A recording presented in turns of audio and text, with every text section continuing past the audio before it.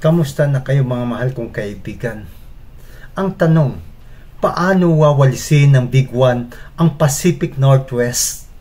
Ang Big One o megaquake ay hindi lamang isang posibilidad. Paano ito haharapin ng mga bansa? Nakaraan lamang ang California ay tinamaan ng isang malaking 7.2 magnitude na lindol. Ngunit may isang napakalaking lindol na darating na nabanggit sa Biblia, na ito ay sinasabi na ang lindol na ito na kahit ang mga bundok ay kanyang palilipatin patungo sa karagatan. Ito ba ang sinasabing darating na Big One? Kaibigan, pag-aaralan natin ito ngayon. Maligayang pagdating, mga mahal kong kaibigan, dito sa channel ng Vince Traveler's Diary channel. Maaari po bang bago tayo magpatuloy, paki-like po at paki-share ang video ito sa lahat at paki-subscribe po kung bago pa lang kayo sa channel.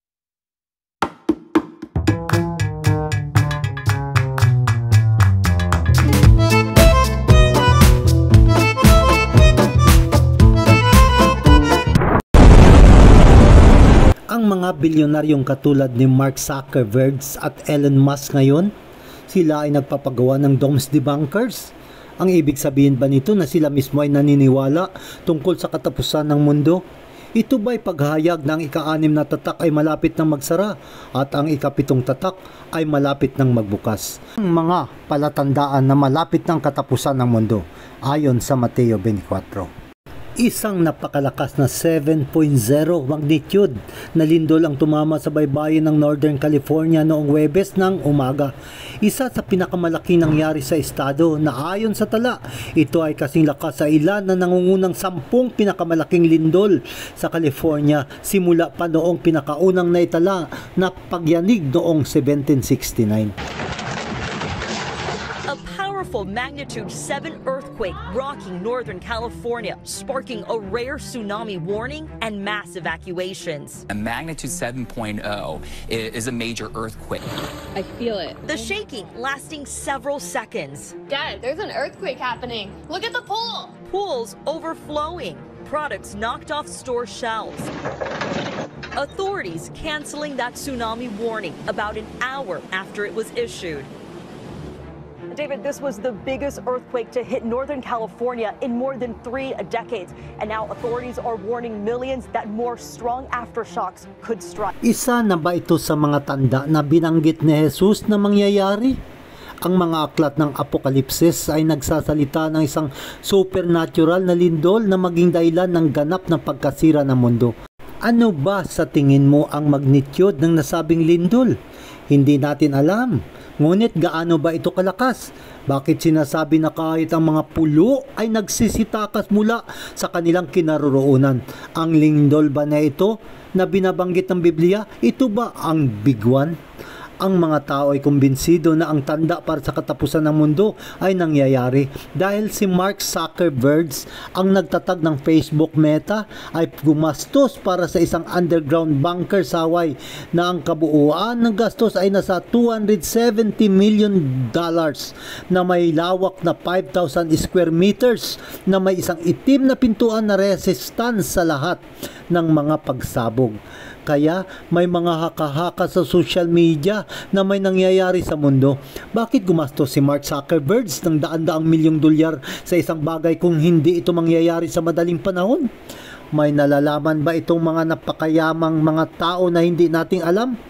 Ayon sa dailymail.com, ang domes debunkers ay ginagawa sa iba't ibang lugar katulad ng New Zealand at sa marami pang bahagi ng mundo.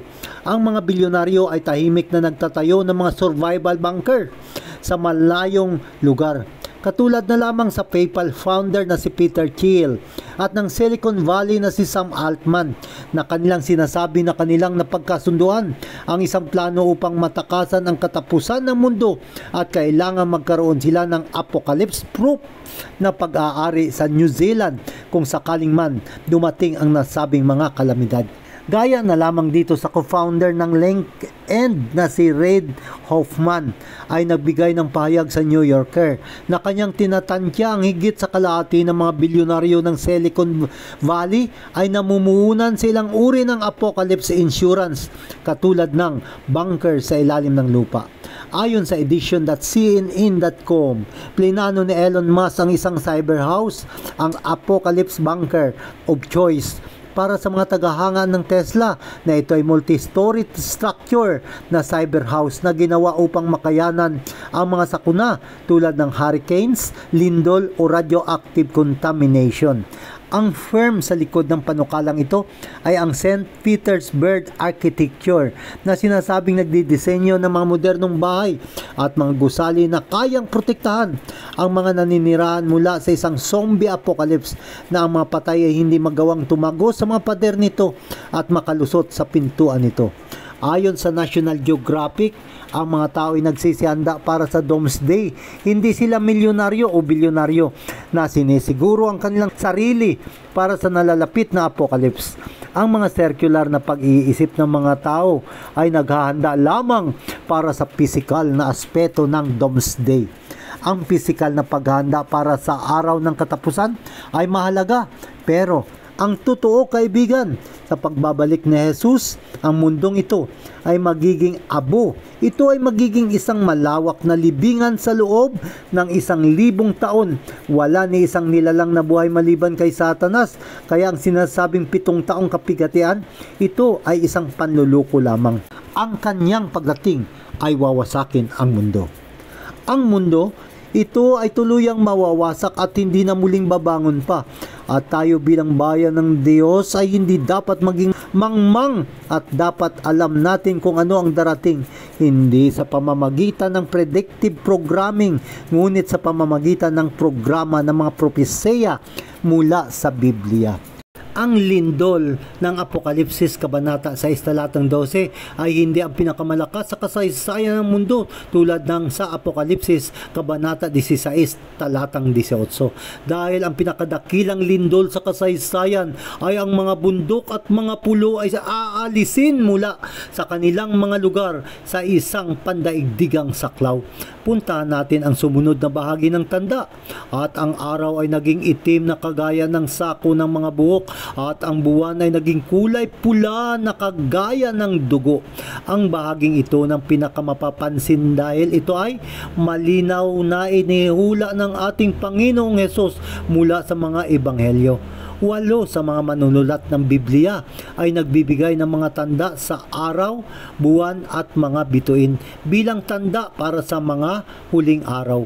Ang 4 nito ay sina Joel, Amos, Isaias at Ezekiel na sumulat bago pa si Kristo, at sa bagong tipan ay si Mateo, Marcos, Lucas at Juan.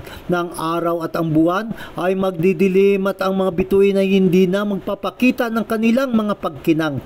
Ito ay nangangahulugan na sa madilim na araw na ito ay walang bagay na nagniningning ang makikita. Sa Amos Kabanata 8 talatang 9, ang araw ay magdidilim sa katanghalian. Sa Ezekiel 32 talatang 7 at 8 ay nagsasabi ng araw ay matatakpan ng ulap. Ito ang katotohanan sa pagdilim ng araw. 25 taon ang nakalipas pagkatapos ng lindol sa Lisbon, ang araw ay nagdilim gaya ng karaniwang gabi sa tag-araw. Sa oras ng alas 9 ng umaga, bumalik ang mga tao mula sa kanilang trabaho. Ang mga mag-aaral mula sa paaralan na may takot na iniisip na ang katapusan ng mundo ay dumating na. Sinasaklaw ng kadiliman ang buong kalahating silangan ng Estados Unidos ng Amerika. Kaya ang May 19, 1780 ay naitala sa kasaysayan ng mundo bilang ang madilim na araw. Mula sa panahon ni Moses ay walang panahon ng kadiliman na magpapantay sa densidad na lawak at tagal na inaitala kailanman. Ang paglalarawan ng kaganapang ito na ibinigay ng mga nakasaksi na ito ay isang alingaw-ngaw ng mga salita ng Panginoon na itinala ni Propeta Joel. 2,500 taon na ang nakalipas bago ang katuparan ng araw ay magiging madilim at ang buwan ay magkukulay dugo bago dumating ang dakila at kakilakilabot na araw ng Panginoon. Joel 2 talatang 31. Ang buwan ay naging kulay dugo. May 19, 1780, sa oras na alas 9 ng gabi na ang buwan ay nawala at ang kadiliman animoy isang anino ng kamatayan. At pagkatapos ng hating gabi, nawala ang dilim at ang buwan ay muling nakita na kulay pula na kagaya ng dugo. Ang pagkahulog ng mga bituin, November 13, 1833. Apokalipsis, Kabanata 6, talatang 3, at ang mga bituin sa langit ay nahulog sa lupa sa Mateo 24:29. Ang mga bituin ay mahulog mula sa langit. Ito ay nagsisimula sa pagitan ng alas 2 at alas 4 ng umaga. At nagpatuloy ito hanggang magliwanag ang lawak nito ay sa buong hilaga ng Amerika, hanggang sa timog ng Mexico at sa isla ng Jamaica, na tila ang buong bituin sa langit ay nagtipon-tipon at bumulusok sa bawat bahagi ng horizon. May dalawang bahagi ng ika-6 na tatak ang mga natupad. Ang lindol sa Lisbon, November 1, 1755. Pagdilim ng araw, ang buwan nagkulay dugo, May 19, 1780. Ang pagkahulog ng bituin, November 13, 1830. Nasaan na tayo ngayon, kaibigan?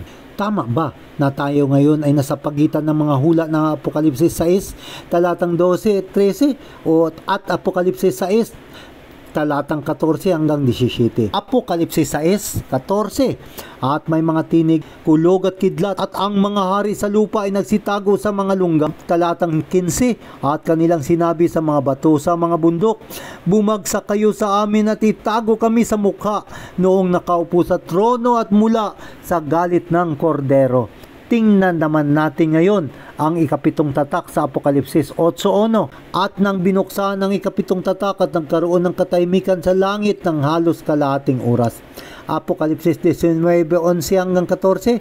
At nakita ko na nabuksan ang langit at narito ang isang puting kabayo at siyang nakaupo sa kanya na tinatawag na tapat at totoo, at sa katwiran niya siya ay humatol at nakipagdigma. Ang Apokalipsis Kabanata 19 ay nagpapaliwanag na si Jesus ay darating upang atulan at ibibigay ang paghiganti laban sa masasama na kung ano ang kanilang ginawa sa kanyang bayan. Tayo ngayon ay nabubuhay sa ika-6 na tatak at ang ikapitong tatak sa wakas ay mabubuksan. Si Jesus lang ang ating kanlungan, kaibigan. Siya rin ang ating lakas. Hindi tayo dapat matakot sa mga palatandaang dumating. Bagkus tayo'y mga galak dahil tunay na si Jesus ay malapit nang dumating. Magsihanda tayo upang siya ay salubungin.